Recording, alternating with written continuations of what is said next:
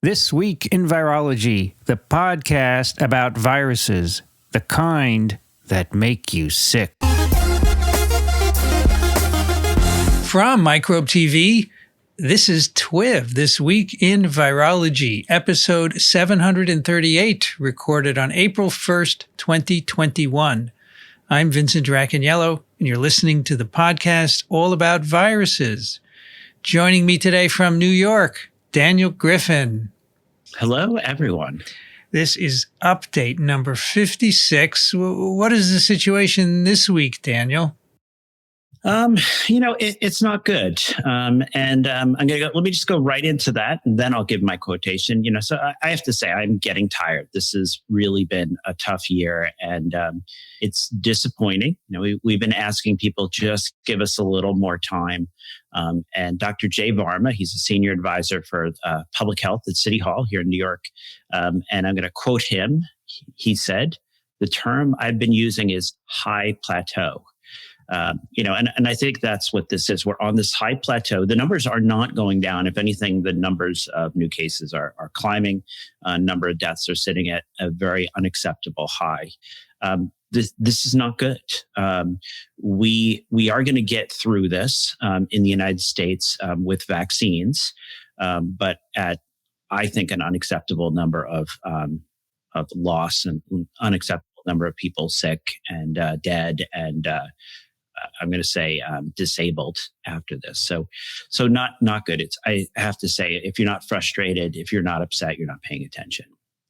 All right, let's go with our quotation on that wonderful positive note. We have two lives, the one we learn with and the one we live after that. And that's by Bernard Malamud. And I had hoped that at this point, we would be past that learning stage and we would be moving into sort of addressing this with more wisdom. But as we're seeing, people are, I understand, I'm exhausted too. We're tired of not hugging the ones we love, not doing the things we like to do. We're so close. And I have to say, there's been a lot of predictions of the surge in the fall and winter, which we saw, a little bit of a rise here in the spring, which we are now seeing, and then expecting to end up in a much better place this summer. But that's the U.S. That's very U.S.-centric. I don't want to be so U.S.-centric. And I'll point out the rest of the world is not on the way down. The rest of the world, Europe even, is on the way up. So things are not looking good. We really need to move faster with the vaccines. And people probably heard we had a little bit of a setback there this week. One of the things, as I go through each week, I'm always trying to give all the new information. But I also want to sort of always counter, what people are seeing, in the press, in the media with what I'm actually seeing on the ground.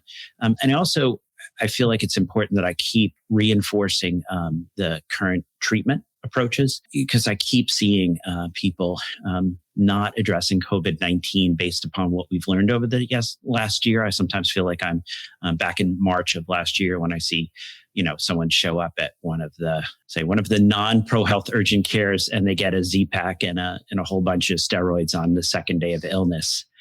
So let's kind of go through this. So my section, children and COVID, people go sort of both ways on this. I am glad that I think I'm getting attention on this. I'm pointing out that children are at low risk, but that they're not at no risk. But I wanted to give some perspective to this. I do try to say that it's not just about who died. It's not just about who ended up in the hospital. But let's talk about that. Children have died here in the U.S. from COVID-19. And I actually went before doing this update to the most current CDC numbers. And I still remember when I first started talking about this, and I was saying, listen, it's March. No child under the age of 7 has died of COVID. Well, that's not true anymore. So if you look at 0 to 4 years in the US, over 100 children have died. If you go to the next 5 to 17 years, over 200 have died. And when you go a little bit higher, so this is the 18 to 29, and I have an 18-year-old, I have a 20-year-old, over 2,000 have died, according to the CDC.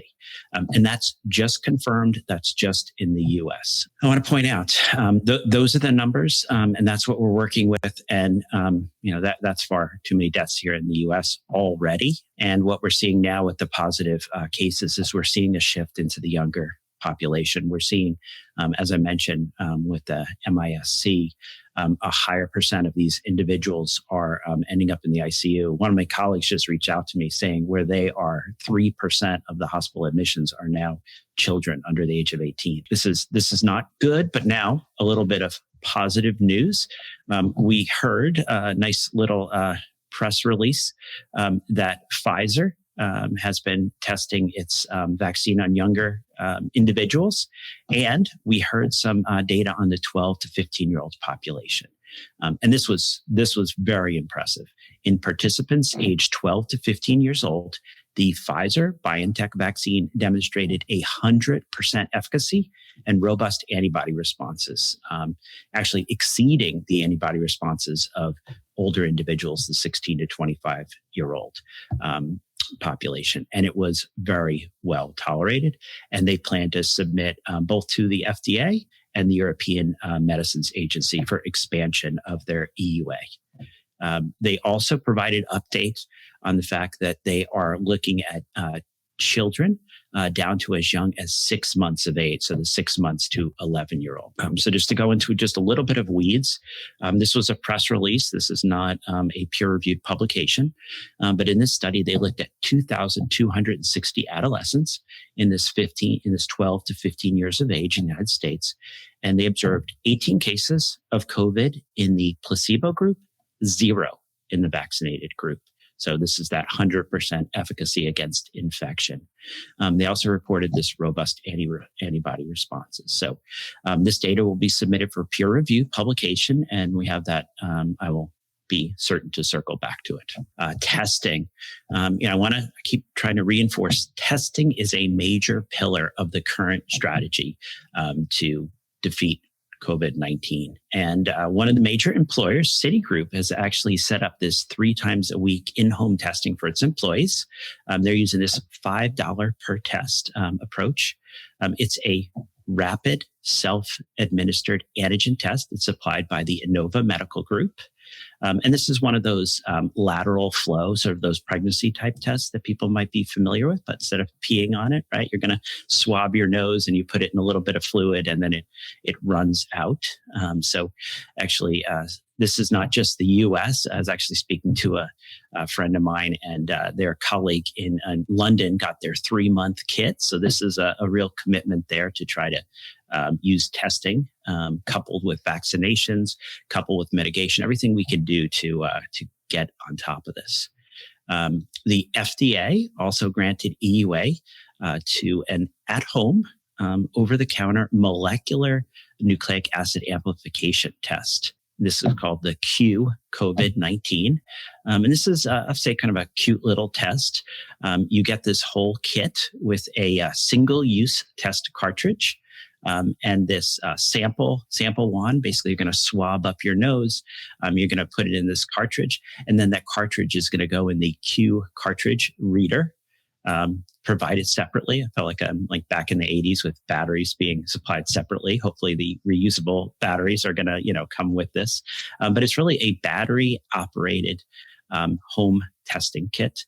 And this gives you results in about 20 minutes. So the way they sort of market this is you're going to swab your nose while you're getting ready in the morning, go take your shower, brush your teeth, do whatever, come back, make sure your test is negative before you go to work or school or any social activities. And according to the FDA evaluation, the test correctly identified 96% of the positive samples from individuals that had symptoms. And I thought this was a little interesting. 100% of the positive samples from individuals without symptoms. So really a very sensitive test for both symptomatic and, as we're talking here, asymptomatic screening for a return to workplace. Also, I think it's an exciting week for testing. The Amazon real-time RT-PCR test for detecting SARS-CoV-2 also got EUA. And so very similar, the Amazon COVID-19 test collection kit includes a nasal swab, a collection tube, a biohazard bag, instructions, and a sample drop-off. So this is not all being done in the home. This is really a home collection kit, which is then being sent out to a lab. Also wanted to give an update on our T-Detect T-cell test by Adaptive, right? This is that test that a physician doesn't order. So actually the patient will go online. They'll type in T-Detect, and it will pop up the Adaptive website where the patient themselves goes through, answers a bunch of questions, gets a blood test, which tells whether or not their T cells, whether you have memory T cells, evident of a prior COVID-19 infection. And the hope that I discussed before is that those individuals who could not get a PCR test up front, who maybe are now serology negative, can get this test. But then comes the question that I've gotten from individuals, what about someone who's got a vaccine?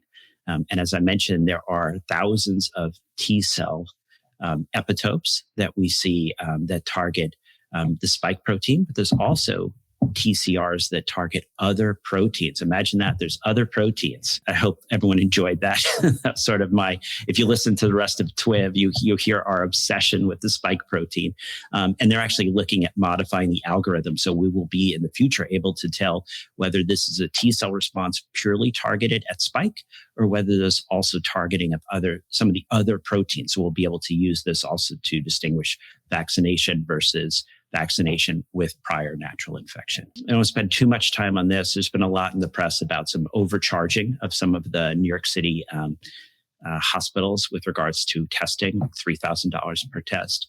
I think this is unfortunate and it undermines confidence in testing. So I'm glad that this is being brought to light. This really needs to be corrected. The CARES Act was supposed to guarantee that individuals could, at no financial risk, go get tested, find out if they have COVID-19 before they spread it to others. So I hope this all is addressed. All right, active vaccination. I know I started off with some negativity, but here's some really positive news. More data from the CDC MMWR, and this is all about real world vaccine efficacy. So we had the interim estimates of vaccine effectiveness of the BNT162b2 and mRNA 1273 COVID-19 vaccines in preventing SARS-CoV-2 infection among healthcare personnel, first responders, and other essential and frontline workers. 8 U.S. locations, December 2020 to March 2021. So really, this is how well do those RNA vaccines actually work in the real world? And in this early release publication, they prospectively followed 3,950 healthcare personnel, first responders, and other essential and frontline workers that completed weekly SARS-CoV testing for 13 consecutive weeks. And under real-world conditions, mRNA vaccine effectiveness of full immunization, so greater than 14 days after second dose, was 90% against SARS-CoV-2 infections, regardless of symptom status.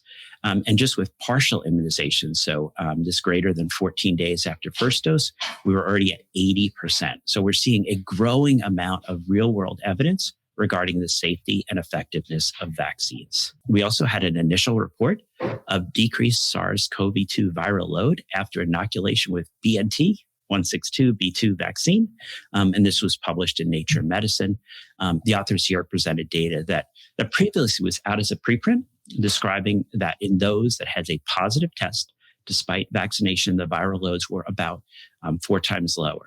So there was an abrupt change at 12 days after vaccinations that went from an average CT value of 25 up to 27. So remember this, the higher the CT means it takes more cycles to pick up the RNA.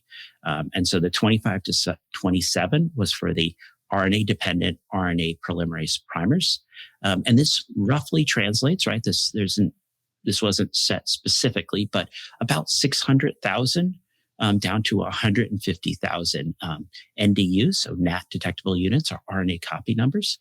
So even a little more encouraging than that initial data that was posted on GitHub that we discussed back in February. There also were several letters. This was like the week of real world experience in the New England Journal. such as BNT162b2 mRNA COVID-19 vaccine effectiveness among healthcare workers, early evidence of the effect of SARS-CoV-2 vaccine at one medical center, and SARS-CoV-2 infection after vaccination in healthcare workers in California.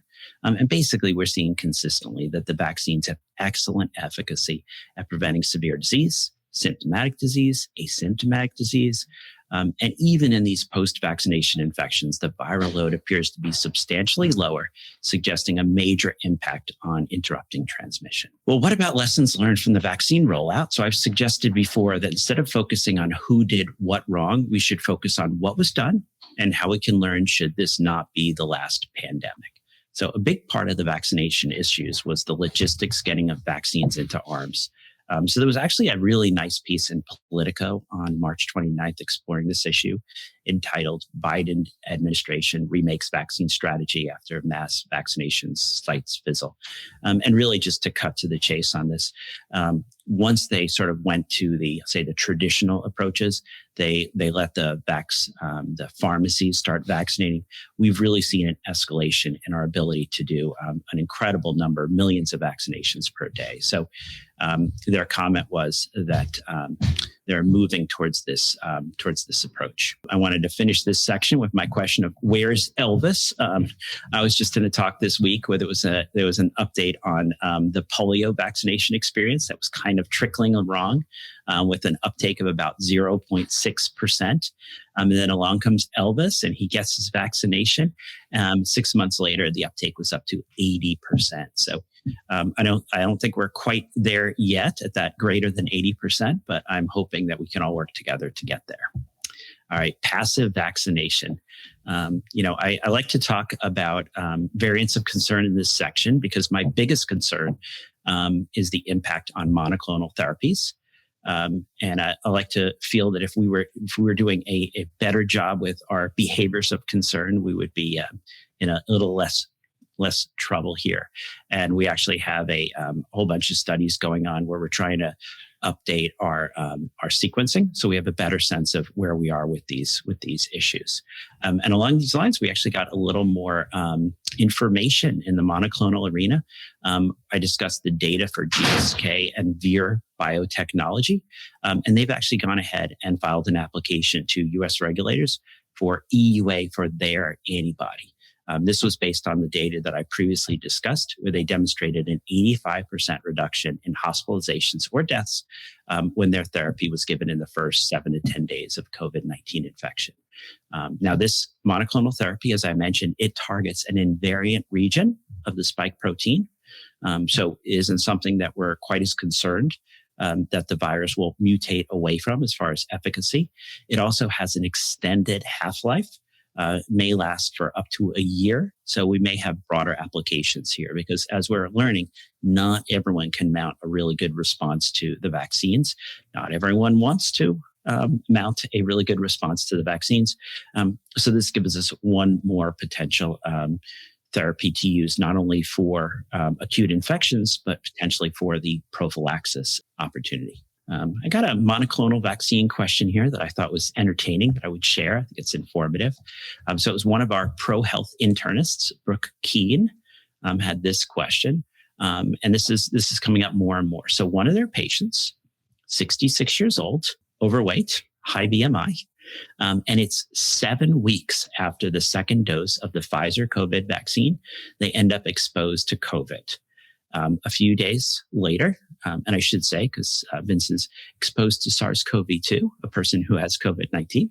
And a few days later, this patient starts to develop respiratory symptoms, gets tested, and has a positive test for SARS-CoV-2.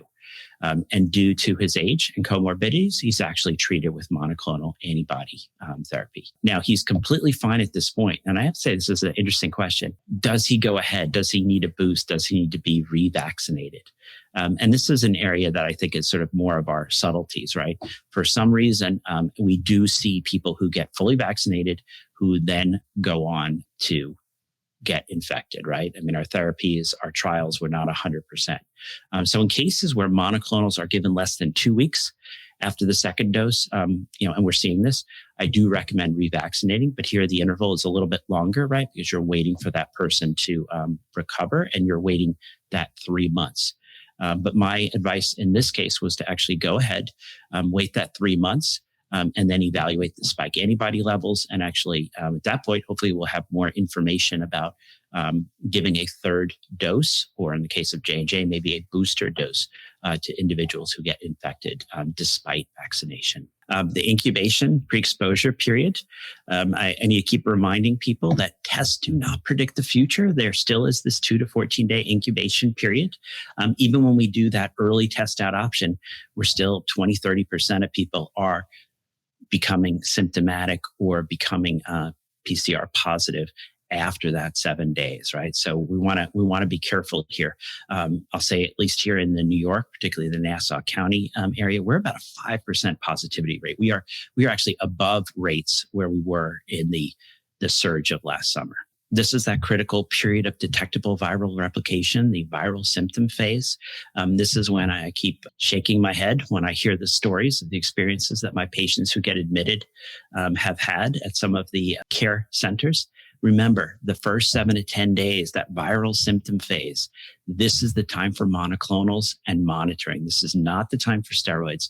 This is not the time for antibiotics. Once you get into that early inflammatory phase, hopefully all our patients that qualify have gotten monoclonals, but you get into the early inflammatory phase, your patient is monitoring their oxygen level at home with a pulse oximeter. If the oxygen saturation drops below 94% at rest, then it's time for steroids. I notice a lot of people are giving these Medrol dose packs, which is really just a 5-day course of steroids. We studied dexamethasone, 6 milligrams POQ day times 10 days. An equivalent would be prednisone, 40 milligrams POQ day times 10 days. I'm going to recommend we stick as much as we can with what we studied. I think the 10 days made sense. That's why it was studied that way. So let's try to do that. It's cheaper than the Medrol dose pack, by the way. And there are millions of people that are still going to need this therapy in the coming months, unfortunately. Oxygen. That's when we start looking at oxygen. That's when we start looking at anticoagulation. That's when we consider remdesivir. I like to point out the secondary infection phase is not until week 3. So this first admission, it is very rare for them to end up benefiting from antibiotics. But some of the recent data we saw is the majority of people with COVID-19 admitted in this country, was publication in IDSA, receive a course of antibiotics. So I think this is not going to bode well if that's how we're approaching this viral disease with overuse of antibiotics. So our next Armageddon will be antibiotic-resistant infections. The multi-system inflammatory phase, as I mentioned, a trend towards more severity, more ICU level care for our kids. This is where you really have to be careful. You want to have a clear diagnosis, and then steroids, IVIG, supportive care. And then the tail phase, long COVID.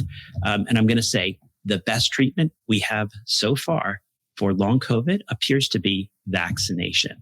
I got it's actually a text the other day from one of my colleagues, Justin Aaron at Columbia. And I thought this was very entertaining. We're seeing now multiple reports of an increased likelihood of a person getting better, reporting improvement in symptoms with long COVID after vaccination. And it's with all the vaccines now. Initially, we saw it with the mRNA vaccines, but we're seeing it with AstraZeneca in some other countries. We're seeing it with J&J right here in this country. I was on the Brian Lairser show, and one of the J&J recipients who had resolved symptoms called in, very enjoyable. But Justin Aaron was relating an individual who had gone many months without the ability to smell or taste, and now was complaining of a super sense of smell. And I don't think that a vaccine gives you super smell powers. I just think this individual had forgotten how smelly the world is, and now was complaining about going into rooms and being overpowered by the amount of perfume. I have to say, people are using a little bit more perfume than before, maybe because everyone's wearing masks and they're trying to overdo it. And here's someone who now got his sense of smell back. So it's encouraging to see these people getting better. There's a real drive for these people with long COVID to want to get an opportunity to get vaccinated. And we're seeing, fortunately, across the country, a dropping in the age for eligibility, an increase in the supply for the vaccine. So I think I'm going to end here on what is more of a positive note than I started, but we're still not quite there. And I do want to say we're very US centric, I think, because here we have vaccines, here things are getting better, but a lot of the world is struggling. This isn't just Asia. This isn't just sub-Saharan Africa. This isn't just South America. This is Europe. This is many places throughout the world. And I'm going to say, as I conclude, thank you so much for all the support to date, and continue to go to parasiteswithoutborders.com and support us, because we are committed that we are going to give $40,000 to American Society of Tropical Medicine and Hygiene to support scholarships for early career women from low-income countries to attend this fall meeting of the American Society of Tropical Medicine, who otherwise would not be able to attend. All right, it's time for some email. If you want to send Daniel a question, it's daniel@microbe.tv. And Christian sent a link to a preprint describing some of the initial thrombotic events associated with AstraZeneca vaccination. And I wondered, Daniel, if you had any thoughts on the nature of those events and what that means. Sure. It's a challenge. I'm going to talk later this week for the G6PD community, and they're quite concerned about, is there one vaccine that might be safer for people with certain comorbidities, certain people with, red cell disorders. And I have to say, it's really tough, because as we talked about this, this is one of those where they said the preponderance of scientific evidence does not support a connection between these clots and vaccination. The rate is that which is seen, background rates. So we don't know, but despite that, despite it only being about a 1 in a million phenomenon, which is what we see in the unvaccinated population, there's a lot of names, there's a lot of descriptions, there's sort of a timing, right? This is happening 7 to 14 days after. So I sort of leave it there. I do not know if this vaccine is causing these phenomenon. I don't know if this is just something, when you give 30 million vaccines, you see 30 events. We talked about, I always like to talk about the dog bite thing. People who didn't get vaccinated were more likely to get bitten by dogs. I do not think vaccinations prevent you from getting bitten by dogs. So I do not know. And it'll be interesting to explore. 30 cases is very hard to give you enough evidence to really make a connection or understand this phenomenon well. Daniel, in Denmark, they recommend pulling the syringe back to make sure you're not in a blood vessel. Is that important to do? Yeah, we do that everywhere. So actually, when I posted getting my vaccination, it was the pharmacist was doing it. I think maybe she was nervous because she was on camera. But that's what you're supposed to do to make sure you're in the muscle and not in a blood vessel. You put it in, you draw back a little on the syringe, make sure there's no blood coming back, and then you give your IM injection. So actually, we recommend that everywhere. And so I know actually that was specifically the idea that, because if it goes in the blood, maybe that's what triggered those 30 events. I don't think there's a connection there, but yeah, you want to properly give an IM injection. Okay. All right. Emma writes, my mom is on multiple rheumatoid arthritis medications, and she lists a bunch that suppress her T cells. Received first Moderna vaccine a few weeks ago. She did talk to the rheumatologist before vaccination. They did not suggest any changes to her medication. Now she found out that the American College of Rheumatology recommends stopping abatacept 1 week prior to and 1 week after the first dose, but continuing the medication for the second dose. Do you think she will have a strong immune response to the second dose, even if her first may have been dampened by the RA medication, or would stopping abatacept 1 week before and after the second dose be the best option? Okay, well, that's a good, sophisticated question. So abatacept is actually a drug we use for treatment of a lot of autoimmune diseases, ones where we think there's a T cell issue. And basically, you're targeting something called CTLA4, which is a co-stimulatory molecule. So the question here, right, is we've all learned that it's not just about B cells. It's not just about antibodies. We want to see a nice, robust T cell response.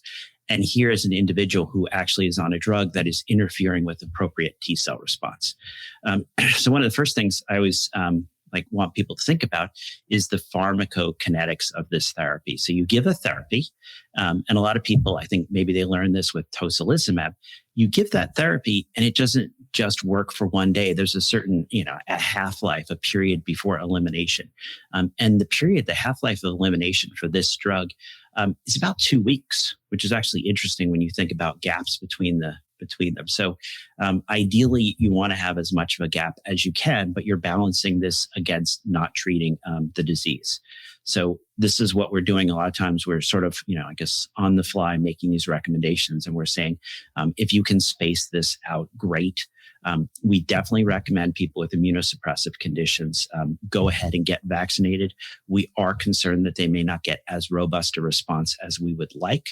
The more you can space it away from those vaccines, the better. Just think about it. If you space it 2 weeks away, you've only gotten down to about half the therapeutic level. So I'm going to sort of leave this with, this is going to have to be a judgment call. The more you can space these therapies away from either the first or the second shot, the better. So Kim writes, I have 2 little ones, 2.5 years, 12 months in daycare 3 days a week. There have been cases, though not in their classrooms. It's scary as heck nonetheless. I'm wondering if clinicians will recommend routine antibody testing for youth at some point. There was a toddler in the center who had MISC. He's out of the hospital and home. There was an exposure, but never tested positive. No one can be sure that daycare is where the exposure happened, but timing of MISC was 5 weeks after the classroom was quarantined. It's a nerve-wracking time to be a parent. I'm hopeful that the Moderna youth trials will go well. I don't know how I'm going to mentally take another year of this anxiety. Yeah, no, I know it's tough. The biggest thing here is when can we get our younger individuals vaccinated, right? So we're saying we're going to have enough vaccines for all our 16 and up by the end of May. We anticipate by the time we get into June, I'm going to try to be honest. I'm not going to do the under promise, over deliver. I'm going to do the honest. We hope by June, we have an extension of the EUA to allow us to get down to our 12-year-olds, right? So 12, 13, 14, 15, in addition to 16 and up. So June, we can really offer vaccinations to that population, June and July. But as we know, we are ongoing trials getting us all the way down to 6 months. That's going to be critical. Really, what's more important than antibody testing in most situations is trying to detect the virus. Trying to test as many people. And there really is a big effort and a lot of finance behind this to more rapid testing in addition to PCR testing. The more tests you do, the more likely you're going to pick things up. But yeah, unfortunately with the MIS-C, as is pointed out here, a lot of times we don't even catch that acute infection in kids. They start getting sick and we realize it's MIS-C because we pick up the antibody tests. All right, one more from Ellen. I have a friend in Paris just short of 65 years old, had COVID last March. March 3rd this year was diagnosed again, this time with the UK variant. On March 21, 3 weeks after diagnosis, RT-PCR symptomatic still. Her antibodies were tested, were almost non-existent. She'll be getting the vaccine shortly, AstraZeneca, and I advised her to have them tested again 3 weeks after the second dose. If she still has few or no antibodies, would she be a good candidate for monoclonal antibodies? She's concerned long-term that without antibodies, she will be liable to reinfection forever. Should she get tested for T cells, although from what I understand from SETI, they will not protect her from infection? Actually, they're very sophisticated. So yeah, those are interesting ideas. We have the idea that the antibodies prevent you from getting infected, that the T cells very quickly clear. And I think the kinetics, people may not know the kinetics. I always joke about this. They know how long a red cell lasts, but they don't know how long a T cell lasts. They don't know how long it takes for the T cell response to fire up. The T cell response, we know from the T-Detect studies from the adaptive group, about day 3 to 4, you have T cells ramping up. So they ramp up pretty quickly. We don't know how much of the protection from the vaccines come from T cells or how much comes from antibodies. But going forward, I would envision there being certain individuals, particularly we talked about the person on abatacept, where maybe they're going to have an issue with their immune response, particularly a person who's maybe on Rituxan, a therapy that interferes with B cells. In addition to vaccination, maybe these people are going to get a monoclonal cocktail or a V or GSK variant, non-shifting targeting monoclonal once a year. So yeah, I don't think we know yet, but I think these are excellent questions that are being looked at. And some people, if the prevalence stays as high as it is, may still need something beyond just the vaccination. The hope is that we get so many people vaccinated that a chance of exposure becomes minimal, but that will take, as was mentioned, not only getting all the adults vaccinated, not only getting the adolescents vaccinated, but getting the kids vaccinated as well. That's COVID-19 clinical update number 56 with Dr. Daniel Griffin. Thank you, Daniel. Oh, thank you so much. And everyone, be safe. We still have a rough April ahead of us here. And I know Easter, this is going to drop on Saturday right before Easter. Be safe. Keep those group sizes down.